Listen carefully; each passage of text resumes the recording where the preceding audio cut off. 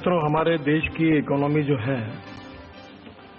उसके लिए हमारी सरकार में काफी सोचा गया है और सबसे इम्पोर्टेंट बात यह है कि एम्प्लॉयमेंट जनरेशन करने वाली बातों को प्राधान्य देना, प्रायोरिटी देना, ये हमारी इकोनॉमिक पॉलिसी की सबसे बड़ी प्रायोरिटी है। कंस्ट्रक्शन इंडस्ट्री जो है इसमें सबसे ज्यादा एम्प्लॉयमेंट पोटेंशियल हम खड़ा कर सकते हैं, जिसमें लोगों को रोजगार मिल सकता है और हमारे देश की आवश्यकता भी है।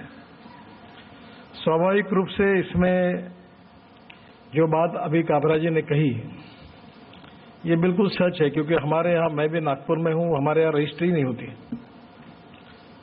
मैं अपने पुराने इसमें घर गिराकर एक फ्लैट खरीद कर वहां रहने के लिए जाना चाहता हूँ, तो मुझे उन्होंने कहा कि ये रजिस्ट्री होने, क्योंकि उसका जो रेडी रेकनर का रेट है वो बहुत ज्यादा है और हमने बैंक लोन से चेक से पैसे दिए, वो रेट बहुत कम है और इसलिए रजिस्ट्री नहीं हो रही है। सरकार का रेवेन्यू भी जा रहा है और मैंने मुख्यमंत्री जी के भी कान पर ये बात डाली, फिर से डालूंगा कि रेडी रेकनर के जो रेट्स है उसको बहुत ही ग्राउंड लेवल में जो रियलिटी है उसके आधार पर होनी चाहिए। विशेष रूप से और एक महत्वपूर्ण बात है कि अर्बनाइजेशन की प्रोसेस बहुत फास्ट हो रही है। मैं अभी उत्तराखंड में और उत्तर प्रदेश में पिछले 2-3 महीने में खूब घूमने का मौका मुझे मिला और मुझे एक बात ध्यान में आई कि कोई अपना प्रदेश, गांव खुशी से नहीं छोड़ता।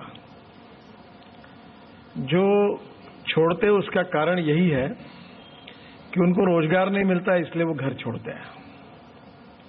हमारी जो मुंबई की समस्या है और पूना की है, बेंगलोर की है, दिल्ली की है, अब ये समस्या का मूल जो हमने रूरल और एग्रीकल्चर इकोनॉमी को जो निगलेक्ट किया उसका ये परिणाम है। हमने कभी गांवों को अच्छे रोड देने के लिए नहीं सोचा, अच्छी स्कूल के बारे में नहीं सोचा, अच्छे हॉस्पिटल के बारे में नहीं सोचा। ये जो वेल्थ है, ये जो डेवलपमेंट है, इसका विकेंद्रीकरण नहीं हो पाया और इसलिए उसका कारण ये है कि कुछ शहर ऐसे कि जो इतने विकसित हो गए हैं और वहां इतने लोग आ गए कि वो उसकी भी समस्या हुई है। अभी बेंगलोर में भी यही ट्रैफिक जाम की समस्या है। जिस प्रेम जी और किरण मुजुमदार जी मुझे मिलने के लिए आए थे और वो कह रहे थे कि हमको ऑफिस में जाने के लिए हमारे जीवन में 2-2 घंटे, 2.5 घंटे रोज के जाने के लिए लगते, आने के लिए लगते, इससे मुक्ति दिलाओ। अब प्रश्न ये है कि स्वाभाविक रूप से इतने फ्लाईओवर बने तो भी ट्रैफिक जाम है। आज मैं दादर से निकला और मुझे जाना था मंत्रालय तक, तो जाते जाते भाईखड़ा में जो फंस गया तो मेरा पौन घंटा उसी में निकल गया। अब फ्लाईओवर तो बने उसमें, तो कितने फ्लाईओवर बनेंगे? कोई जो पॉपुलेशन बढ़ रही है, आने वाले लोगों की संख्या बढ़ रही है, मैं कोई रिलीजियस या लिंग्विस्टिक बात नहीं कर रहा हूं, पर इंफ्रास्ट्रक्चर की भी अपनी कोई लिमिटेशन है कि नहीं? तो इसलिए हमको डेवलपमेंट का विकेंद्रीकरण करना होगा और इसलिए हमने स्मार्ट सिटी की जो योजना बनाई है उसमें नए स्मार्ट सिटी बनाने के बारे में प्रायोरिटी दी है।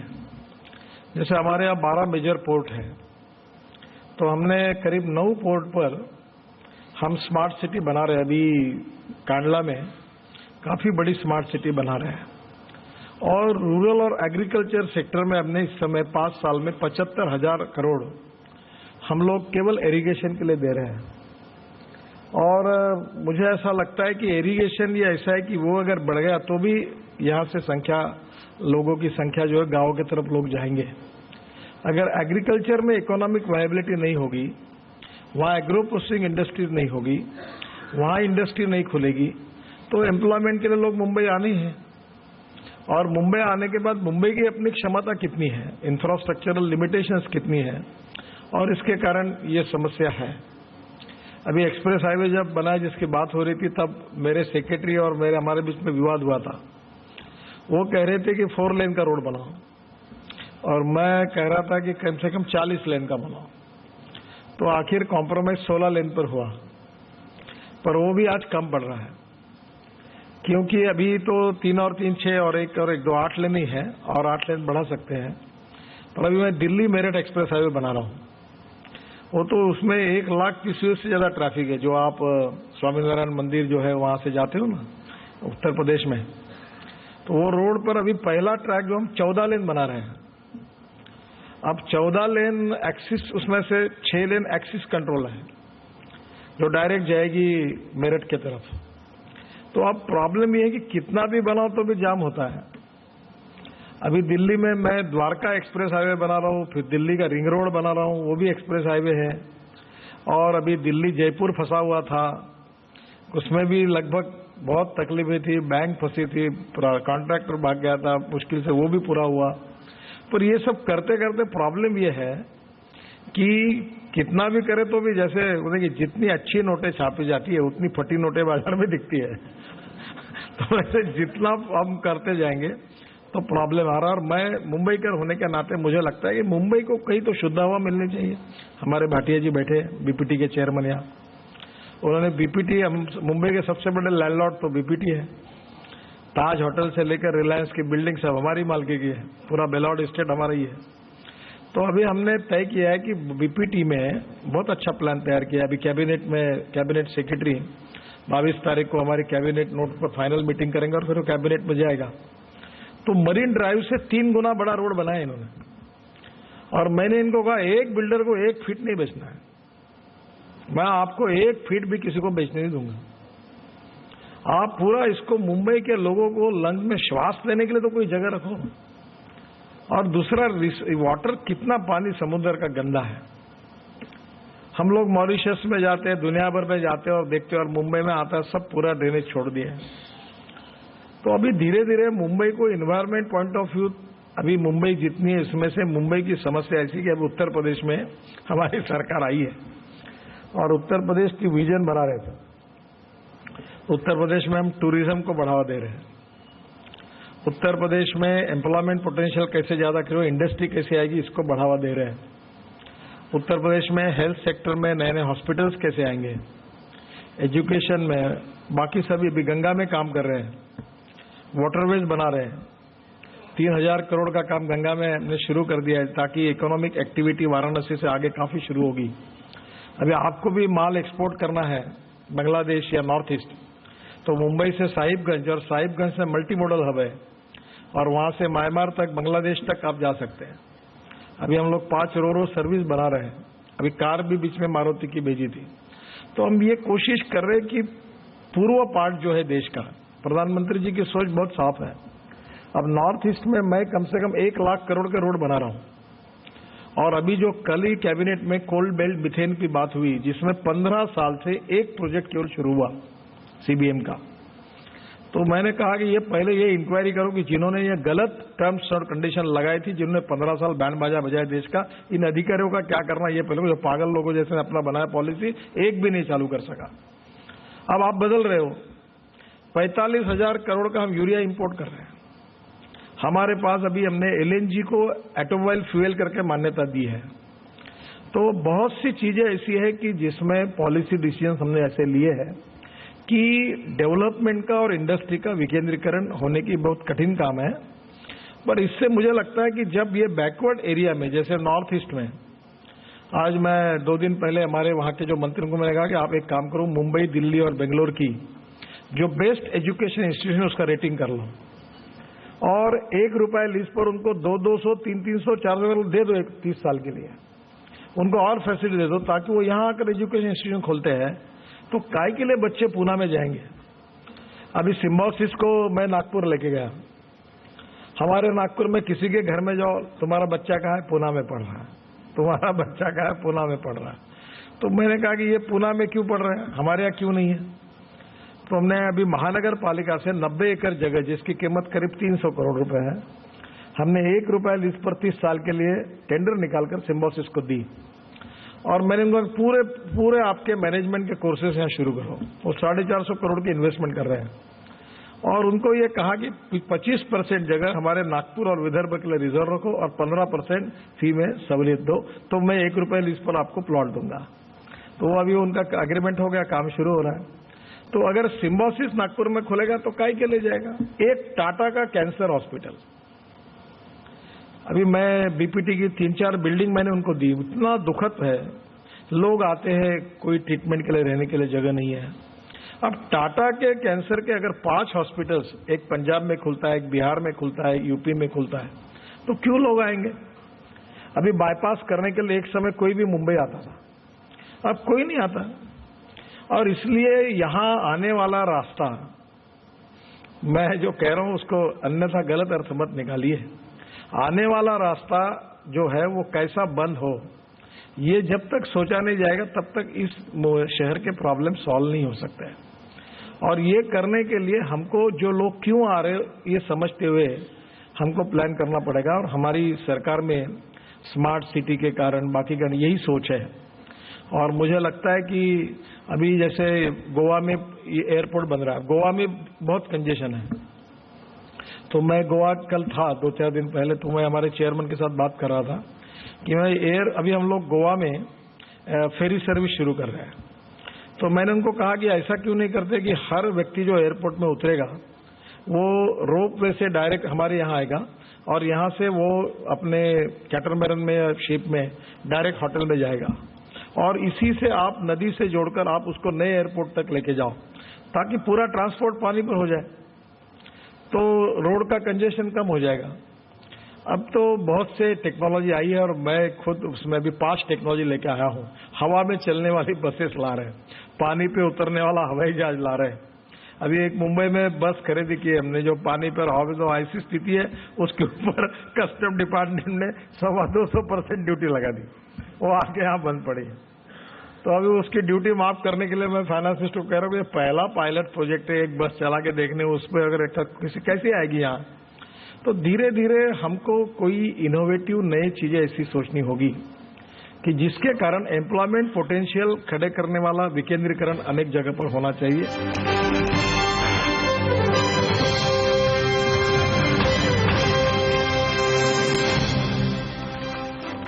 प्रधानमंत्री जी ने कहा कि 2022 के पहले हम एग्रीकल्चर प्रोडक्शन 2.5 गुना बढ़ाएंगे, और मैं एग्रीकल्चर में काम करता हूं। अब एग्रीकल्चर में संभावना है।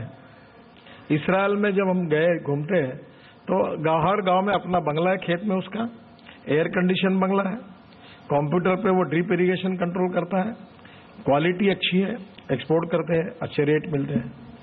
हमारे यहाँ भी अब काफी पोटेंशियल डेवलप हो रहा है। तो एग्रो प्रोसेसिंग इंडस्ट्रीज है, नए इकोनॉमिक कॉरिडोर बन रहे हैं। तो मुंबई में कहीं ना कहीं आपको तो कहना पड़ेगा यहाँ सरकार के ऑफिसेस मत लाओ, यहाँ नई इंडस्ट्री मत खोलो, जो आता है वो मुंबई में घुसता है। अभी इस हॉल की कैपेसिटी अब 400-500 लोग बैठे हैं, अगर इसमें 8,000 लोग बैठ जाएंगे, कहाँ कैसे होगा? आखिर इस हॉल की तो मर्यादा है ना।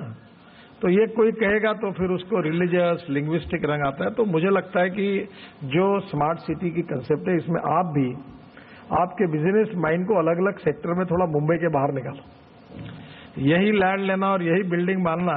मैंने अभी निरंजन जी को कहा कि मैं डावोस में गया था, और डावोस में जाने के बाद -6 डिग्री पर मैंने बहुत अच्छी सिटी देखी। तो मैंने देखा कि हमारे देश में जोशीमठ के पास ओली करके जगह है, जहां स्कैनिंग का सबसे बड़ा ट्रैक जो है वर्ल्ड का हमारे यहाँ है। तो मैंने आने के बाद अब मैंने भी कंसल्टेंट अपॉइंट किया इंटरनेशनल, और मैं सोच रहा हूँ कि वर्ल्ड के आकर्षण का केंद्र बने, वहां कन्वेंशन सेंटर बने। हमारे यहाँ क्यों नहीं वर्ल्ड इकोनॉमिक फोरम हो, 15-20 होटल्स वहां खुले। तो हमारे सेक्रेटरी कह रहे साहब पैसा कहां से लाए? मतलब पैसे की जरूरत नहीं है, आप केवल प्लानिंग करो, रोड NHAI बना देगी, हम प्लॉट ऑक्शन कर देंगे, उस पैसे से बाकी का काम करते जाएंगे और धीरे धीरे डेवलप करेंगे एक सिटी, और उसमें काफी लोग आएंगे। तो मुझे लगता है कि बहुत बड़े प्रमाण पर अब बिजनेस में नई अपॉर्चुनिटीज प्राप्त हो रही है, और इसलिए थोड़ा सा एक समय चल गया माइंड सेटअप, लो प्लॉट बनाओ बिल्डिंग, आधे ब्लैक में आधे नंबर 1 में चेक से खूब चला, खूब पैसा कमाया। अब ये फार्मूला कोई चलने वाला नहीं है। अब इसमें कंस्ट्रक्शन में आपको चेक से ही चलने वाला है, क्योंकि अब ये मुश्किल है। तो इसलिए धीरे धीरे परिस्थिति के अनुसार किस क्षेत्र में कहाँ डाइवर्सिफिकेशन करना और कैसे जाना, मेरे से तो आप जैसे बिजनेसमैन ज्यादा सक्सेसफुल है, और मैं मानता हूं कि निश्चित रूप से इसमें आगे अच्छी अपॉर्चुनिटीज है। और मैं आप सब लोगों ने जो काम करके दिखाया है वो भी इतना अच्छा है कि काम करने की एबिलिटी आपके पास है। मुंबई में जो डिजाइन है, अभी एक कल ही मेरे पास बेस्ट के एमडी आए थे, उन्होंने 70 प्लॉट ढूंढे और वो मुझे कह रहे थे कि इसमें हम लोग इसको डेवलप करना चाहते हैं। गुजरात में ये सूरत, बड़ौदा, अहमदाबाद में बस पोर्ट बने हैं, तो मैंने उनको कहा इसको बनाओ, अच्छे इंटरनेशनल आर्किटेक्ट अपॉइंट करो, जितने बनाओगे उसके लिए आर्किटेक्ट के लिए जो 2.5% कंसल्टेंसी फी लगती है वो मैं दूंगा आपको। और अब मुंबई में पर अंडरग्राउंड पार्किंग करो। और अब हांगकांग में अगर 10-10 मंजिले नीचे जाते हैं तो मुंबई में क्या प्रॉब्लम है? तो हम जमीन के नीचे जाए और पार्किंग अच्छा करें और डेवलप करें, तो अभी उससे तुमको पैसे मिलेंगे, तो इससे तुम डेवलपमेंट कर सकोगे। तो मुझे लगता है कि बहुत सी जैसी हमारी परिस्थितियां आती है, मैं एक कानून बनाने वाला हूं कि जो रोड पर गाड़ी खड़ा करेगा उसका फोटो जो निकालेगा और भेज देगा तो उसको 1000 रुपये फाइन लगेगा और फोटो निकालने वाले को 200 रुपये इंसेंटिव मिलेगा। वो नया मोटर व्हीकल एक्ट में मैं ये डालने वाला हूं। जैसे सरकार के रोड है, जैसे तुम्हारे पार्किंग के अधिकार क्षेत्र ही हो गए, तुम बड़ी बिल्डिंग बनाते जाओ और तुम्हारे यहाँ 50 फ्लैट बने और 5-10 पार्किंग है और रोड पे गाड़ियां खड़ी कर देते रात को। सब मलबार हिल पर भी गाड़ी लगी हुई है, इनके घर पे कहीं भी जाओ सब रोड पर दोनों बाजू में गाड़ियां। एक तो रोड ही छोटा, उसकी विड्थ कम, और दोनों बाजू में गाड़ियां लगाएंगे तो कैसे चलेगा? तो बिल्डर को सोचना होगा कि पार्किंग ज्यादा करना पड़ेगा। अब एक घर में जितने लोग हैं उससे ज्यादा गाड़ियां हैं, तो स्वाभाविक रूप से मुझे लगता है कि कहीं ना कहीं धीरे धीरे हमारे माइंड सेटअप को बदलने की आवश्यकता है। We are the fastest growing economy, purchasing power बढ़ती जा रही है। लोगों ने जो कहा अभी वो सही है कि मिडिल क्लास जो है उसकी कंसेप्ट बदल गई है, उसकी भी कैपेसिटी बढ़ी है, पेइंग कैपेसिटी बढ़ी है, और इसलिए लोग अच्छा चाहते हैं। और मेरे समझ में नहीं आता, मैं ऑटोमोबाइल सेक्टर का मैं मंत्री हूं, जो अब मॉडल निकालते हैं उसकी वेटिंग लिस्ट ही होती है। लोग बोलते हैं रेसिशन है, लोग बोलते हैं गरीबी है, लोग बोलते हैं भुखमरी है, लोग बोलते हैं नोटबंदी है, पर कोई भी मॉडल निकलो वेटिंग लिस्ट है। ये समझ में नहीं आता कि ये गाड़ियां इतना कैसे खरीदते हैं। तो मैंने कहा कि अब ये स्क्रैपिंग पॉलिसी भी तय करो कि गाड़ियों को स्क्रैप कैसे करना। तो मुझे लगता है कि जहां समस्या है वहां उत्तर है, और इसलिए बहुत बार एक अच्छी बात मैं अक्सर याद रखता हूं, there are some people who convert problems into opportunities and there are some people who convert opportunities into the problems. तो let us accept the problems as a opportunities, और उसमें थोड़ा सा चेंज करने से we are fastest growing economy, paying capacity बढ़ रही है, ग्रोथ रेट बढ़ेगा। मैं आपको पक्का बताता हूं कि अगले साल, उसके अगले साल हम 9% तक पक्का जाएंगे, 9% जीडीपी जाएंगे। और ये बैंकों के चेयरमैन को मैं जब मीटिंग में पिछले बार आया था तो मैंने उनको कहा कि आपके पास 25% डिपॉजिट बढ़ा है मेरे सेक्टर में। अच्छा 3,85,000 करोड़ का तो एनपीए मेरे सेक्टर का ही, हमारे सेक्टर का होता था। मैंने इनके 95% प्रॉब्लम सॉल्व कर दिए, सेक्टर को मुक्त कराया, सब बैंकों में काफी रिलीफ है। अब फाइनेंस करने के लिए फाइनेंशियल क्लोजर ही नहीं करते, तो मैंने कहा आप इसमें सबसे अच्छा सिक्योरिटी, ऑटोमोबाइल सेक्टर बढ़ रहा है, टोल मिल रहा है, आपको पैसा मिलेगा, आप फाइनेंस करो। अभी हमारे 55 प्रोजेक्ट फाइनेंशियल क्लोजर के लिए लटके हुए हैं। फिर मैंने उनको कहा देखो आप नहीं फाइनेंस करेंगे तो मैं ईपीसी में कर सकता हूं, मेरे लिए पैसे की कमी नहीं है, और मेरे पास ऐसा मॉडल है कि मैं 15-20 लाख करोड़ तक काम अपने खुद कर सकता हूं, मुझे बैंकों की जरूरत नहीं है। इन्वेस्टर तो मेरे पीछे लगे हुए हैं, इसलिए पैसे की कमी नहीं है। पर मैं ईपीसी में जाऊंगा और मैं काम करूंगा तो मुझे चिंता है कि मेरे देश के बैंकों का क्या होगा। इसलिए मैं आपको कह रहा हूं, इसका अर्थ ये मत निकालिए कि मुझे आपके फाइनेंस की जरूरत है। हमारा AAA रेटिंग है, अभी मेरे पास 103 प्रोजेक्ट है, उसको मैं मॉनिटराइज करूं मुझे 1.25 लाख करोड़ मिलेंगे। मेरा टोल 10,000 करोड़ है, उसको 15 साल के लिए मैं मॉनिटराइज करूं मुझे 1.5 लाख करोड़, ज्यादा 2 लाख करोड़ मिलेंगे। मेरे पास अभी जब मैं गया तो पूरे पेंशन फंड बिल्कुल पीछे पड़े, रुपीज में देने के लिए तैयार है। अब 5% मैंने मांगा है उसको, रुपीज में दूंगा, 5% देते हो क्या? वो 6.5 पौने 7 पर लटके हुए। तो मेरा AAA रेटिंग है, मुझे प्रॉब्लम नहीं है पैसे का। तो मैंने बैंकों को कहा तुम्हारा प्रॉब्लम है, तुम्हें डिपॉजिट बढ़ रहे, नोटबंदी के कारण तुम्हारा 30% बढ़ा, तुम फाइनेंस ही नहीं करोगे तो बैंक डूबेगी। तो सबसे सिक्योर्ड सेक्टर है, इसको फाइनेंस करो। थोड़ा सा ट्रांजिट पीरियड है पर इकोनॉमी और ग्रोथ रेट आगे जाएगी, परिस्थिति और आज जो है उससे अच्छी होगी। और आप तो बोल रहे अच्छे दिन है करके, वैसे सरकार जिसकी होती है उसके लिए अच्छे दिन ही कहना पड़ता है क्योंकि बिजनेस कम्युनिटी को बेचारे कितना भी सहन करे पर बोले तो बोले क्या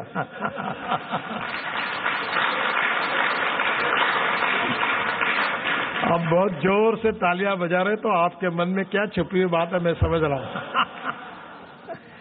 पर मुझे लगता है कि फिर भी we are the fastest growing economy. You are very talented people. Innovation, technology, quality of construction में मुंबई के बिल्डर और आप सब लोगों ने अच्छा काम किया है, डिजाइनिंग में अच्छा काम किया है। अब कॉस्ट ऑफ कंस्ट्रक्शन को कम करो, क्वालिटी ऑफ कंस्ट्रक्शन को इंप्रूव करो और मार्केट में क्या रिक्वायरमेंट है उसके अनुसार काम करो।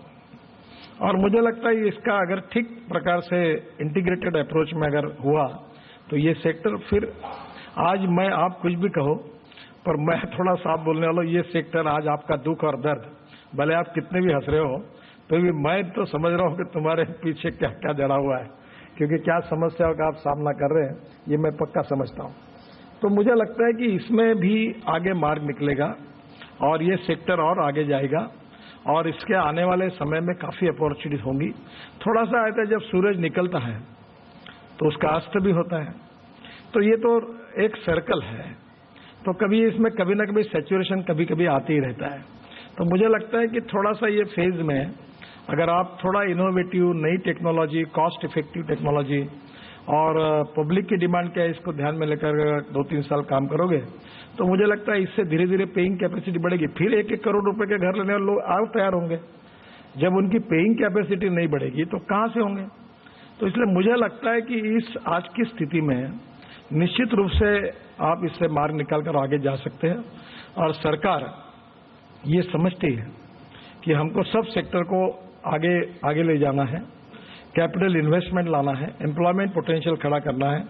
और आप अगर नहीं आओगे तो टैक्स कहां से बढ़ेगा? आप स्टील और सीमेंट खरीद नहीं करोगे तो हमारा रेवेन्यू कहां से बढ़ेगा?